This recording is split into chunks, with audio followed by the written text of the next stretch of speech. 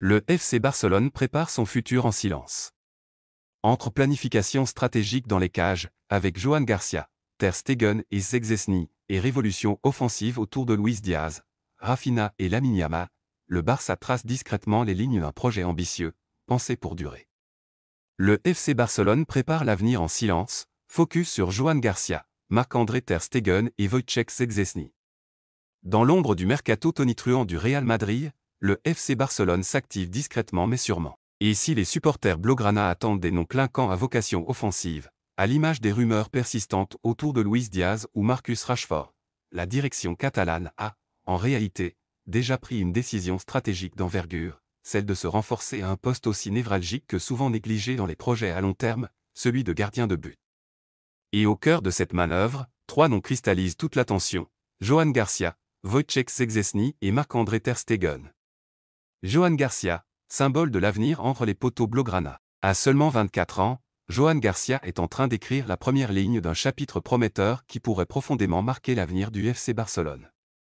Gardien de l'Espagnol Barcelone, formé au club rival de l'autre côté du périphérique catalan, Joan Garcia a pourtant été désigné comme l'élu par la direction barcelonaise, avec le soutien de Deco et de l'état-major sportif. La Cadena Ser l'affirme, un accord est déjà scellé entre le joueur et le Barça. Pourquoi Joan Garcia?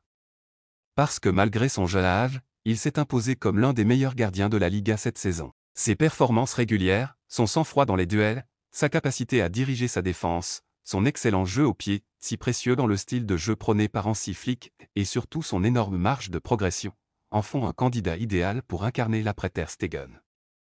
Pour l'instant, toutefois, Joan Garcia ne devrait pas poser immédiatement ses gants au Camp Nou.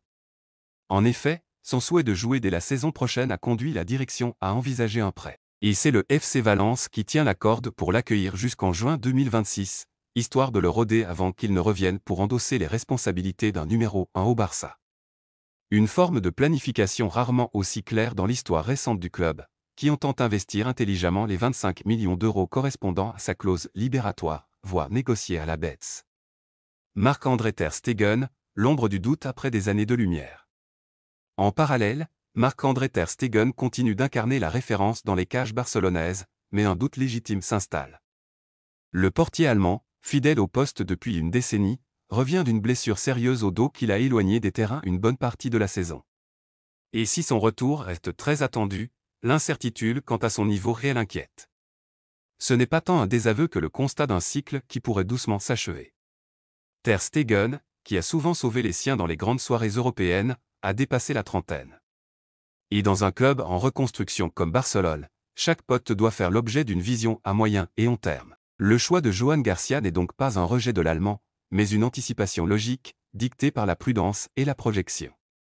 Wojciech Szczęsny, un intérim convaincant mais éphémère. Arrivé en urgence à l'automne, Wojciech Szczęsny avait pour mission de combler le vide laissé par la blessure de Ter Stegen. Et force est de constater qu'il a tenu son rang. Le portier polonais a rassuré, montré son expérience, et dans de nombreux matchs, sa main ferme a empêché des désillusions plus profondes.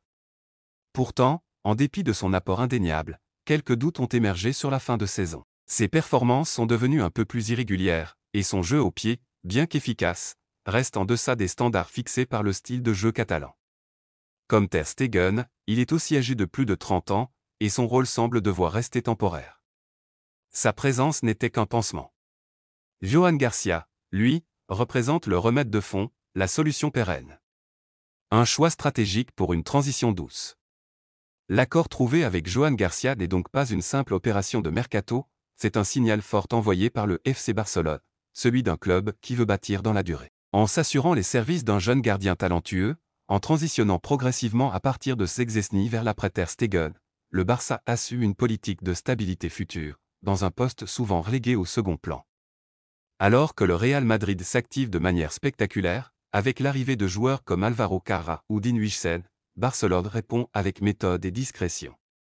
En Joan Garcia, les Catalans n'ont peut-être pas signé un nom ronflant, mais ils ont certainement sécurisé une pièce maîtresse de leur puzzle de demain. Luis Diaz, Rafinha et Lamine Yamal, la réorganisation offensive de Flick. Avec Luis Diaz comme priorité absolue du mercato estival, le FC Barcelone s'apprête à revoir en profondeur son animation offensive. Le Colombien, percutant et imprévisible sur l'aile gauche, a le profil idéal pour apporter vitesse, déséquilibre et verticalité.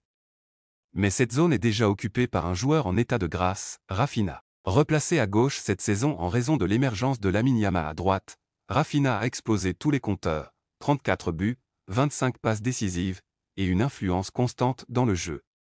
Une performance qui impose un dilemme au staff catalan. Hansi Flick ne souhaite pas sacrifier le rendement du Brésilien, et travaille donc sur une solution hybride, repositionner Raphinha dans un rôle plus axial, en soutien des attaquants. Ce changement n'est pas une improvisation. Raphinha a déjà évolué dans cette position, aussi bien en club que chez les Brésiliens, avec succès. Sa capacité à combiner dans les petits espaces, son pressing agressif et sa qualité de frappe pourraient en faire un meneur de jeu mobile et imprévisible, capable de libérer l'aile gauche pour un Luis Diaz dans son rôle naturel. Quant à Lamine Yamal, il reste solidement ancré sur son couloir droit, indiscutable malgré son jeune âge. Ainsi, avec ce trio, le Barça prépare une attaque à 3 têtes redoutable, à la fois dynamique, complémentaire et difficile à lire pour les défenses adverses.